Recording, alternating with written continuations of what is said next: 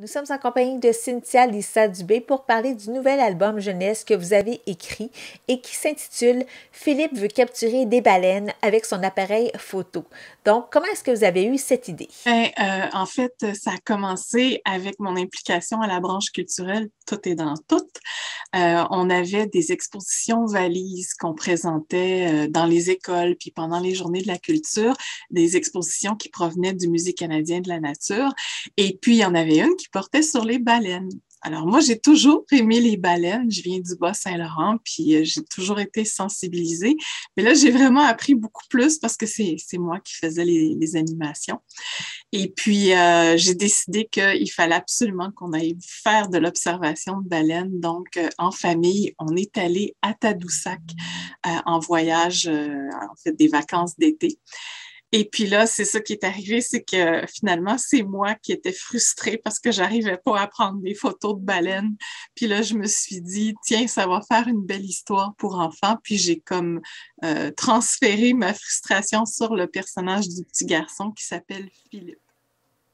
Oui, et ça raconte quoi? Donc, c'est l'histoire de ce petit garçon-là qui est en passant le frère d'un autre personnage. C'est le frère aîné d'Arthur qu'on a vu dans un autre récit. C'est ça, Arthur et ses dents de lait. Donc, je m'étais inspirée de mes enfants qui avaient de la difficulté à perdre leurs dents. Et puis là, dans le fond, ces personnages-là, c'est une famille de quatre. Il y a Arthur, il y a Philippe et il y a les parents. Puis il va y avoir d'autres histoires qui vont suivre.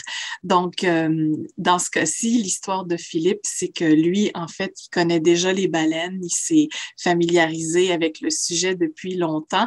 Puis, il se voit un petit peu comme un expert, hein. Il fait des présentations en classe, à l'école, puis il connaît quand même beaucoup de choses. Mais quand il va aller à Tadoussac, là, il va se rendre compte qu'il y a encore plus de choses à apprendre, puis il va être frustré parce qu'il n'arrive pas à prendre les baleines en photo. Donc, c'est une occasion, c'est un prétexte pour faire connaître les baleines.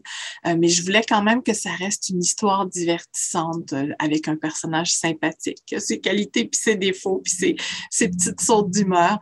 Et puis les enfants vont apprendre des choses, mais c'est pas un documentaire, c'est vraiment une histoire. Puis ce que j'apprécie énormément aussi, c'est qu'on a des illustrations magnifiques qui sont signées de Marie-Hélène Saint-Michel. Et puis le livre est tout dans des teintes de bleu. Ah, c'est pas pour rien que j'ai mis un chandail bleu aujourd'hui. Je voulais être dans ma thématique de Philippe. Et puis le livre en lui-même, il est magnifique, là. Je sais que les amoureux des baleines vont apprécier le livre, puis aussi les gens qui aiment les belles illustrations. Et comment cette collaboration est née entre vous et Marie-Hélène Saint-Michel? En fait, je l'ai déniché sur Facebook, hein, vive les réseaux sociaux pour faire tomber les frontières.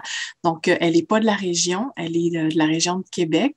Et puis, en fait, elle a travaillé sur Dr. Maud, un autre de mes livres, qui est la biographie de Maud Abbott.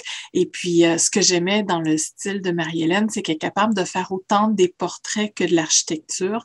Et puis là, pour Philippe qui veut capturer des baleines, mais je lui ai demandé d'avoir un style le plus simple possible. Ça fait enfantin comme image, parce que le livre est quand même destiné aux jeunes de 5 à 9 ans. C'est le genre d'information qu'on nous demande souvent, même si les auteurs on n'aime pas ça parce il y a des jeunes qui peuvent lire plus que l'âge qu'on leur suggère et il y en a qui ont besoin d'aller plus jeunes parce que c'est là où ils en sont dans leur apprentissage de la lecture. Donc, les âges, c'est vraiment à titre indicatif. Les parents connaissent leurs enfants puis c'est eux qui sont les meilleurs juges. Donc, c'est ça. J'ai demandé à Marie-Hélène de poursuivre parce que malheureusement, Marie-Ève Parent voulait pas continuer celle qui avait dessiné Arthur et ses dents de lait. Puis j'adore son style aussi. Mais j'étais contente parce que Marie-Hélène, dans son travail, elle poursuit quand même une certaine ligne visuelle. Il y a un mélange d'effets aquarelles, d'effets dessins qui fait que les livres, ils s'inscrivent bien dans la même série. Puis, ben, il va y avoir d'autres histoires sur cette famille-là. Donc, Marie-Hélène, elle s'est embarquée pour toute la suite du projet, là, avec les autres idées que j'ai qui vont venir. On pense à une série de combien d'albums jeunesse? Pour l'instant, j'ai des idées pour trois, quatre histoires. Euh, on va y aller avec le temps. C'est ça l'avantage d'avoir sa propre maison d'édition, c'est qu'on a la liberté, on n'a pas de contraintes.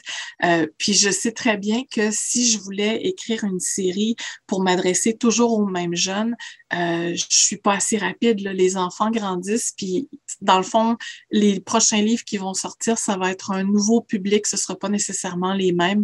Donc, je veux pas me mettre de pression. Fait que les livres vont sortir quand ils vont pouvoir. Puis on a toujours d'autres idées aussi de publication. Il va y avoir d'autres nouvelles littéraires. On aimerait ça faire des romans jeunesse pour un peu plus âgés aussi. Donc, je vais essayer de garder une certaine régularité, mais on parle pas d'une production très intensive parce qu'on a plusieurs implications dans la vie. Lorsqu'on pense aussi, dans le fond, à Marie-Hélène Saint-Michel, on pense à un cahier de coloriage qui accompagnera en fait le livre. Ah, je suis tellement contente que tu le mentionnes, j'avais oublié. En fait, c'est ça, c'est qu'avec la collaboration, la façon qu'on avait de travailler, moi et Marie-Hélène, c'est qu'elle m'envoyait les esquisses en noir et blanc pour les faire approuver avant de mettre la couleur. Puis là, moi, quand je voyais ça, je me disais, Caroline, on a déjà le cahier à colorier qui est prêt. Alors, je lui ai soumis la proposition. Elle trouvait ça vraiment intéressant. Donc, elle m'a juste dit, laisse-moi les retravailler pour que ce soit parfait. Et puis après ça, moi, je les fais imprimer à la maison. On a une imprimante professionnelle. Donc, on fait imprimer des cahiers à colorier au fur et à mesure. Fait que ça va vraiment faire un bel ensemble. Ça peut être vendu séparément. Donc, s'il y a des enfants qui s'intéressent juste au dessin, c'est correct aussi. Ça va faire un petit cadeau pour eux, là. Et donc, quel est le coût de cet album? L'album jeunesse, lui, est 12 dollars. Et puis, je dois mentionner qu'il y a 2 dollars qui vont être mis au groupe de recherche et d'études sur les mammifères marins à Tadoussac. Donc, c'est une modeste contribution qu'on va faire pour les belugas et les autres baleines qui sont étudiées par le groupe de recherche. Puis, le kayak colorier, lui, nous, on le vend 6 dollars parce qu'il n'y a pas de frais de consigne. Fait que là, on se permet de donner un prix abordable. À quel endroit est-ce qu'on va pouvoir se procurer l'album jeunesse, accompagné aussi de l'album à colorier? Dans la région d'Argenteuil, on parle de Méli-Mélo Rigolo, qui est un partenaire depuis nos tout débuts. Il y a aussi la Galerie de la Route des Arts qui tient nos livres.